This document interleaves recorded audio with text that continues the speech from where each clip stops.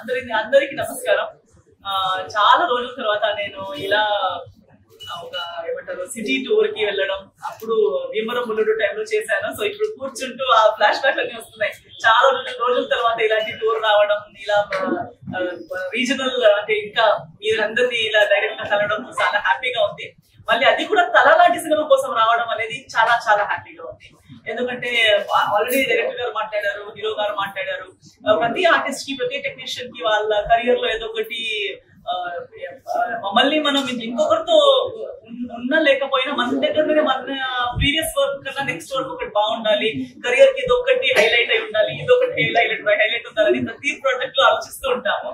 So అలాంటి ఒక నాకు హ్యాపీ, ప్రౌడ్, ఒక జాబ్ సాటిస్ఫాక్షన్ వచ్చేలాంటి క్యారెక్టర్ తలలో నేను చేయబోతున్నాను. మీరు చూడవచ్చు, ఆల్రెడీ చేసేసాను కాబట్టి.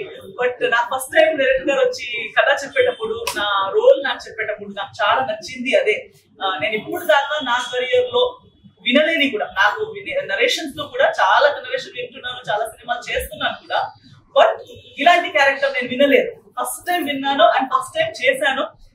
వర్క్ చేసినప్పుడు కూడా చాలా ఎంజాయ్ చేశాను. ఒక మంచి టెక్నీషియన్ తో, ఒక మంచి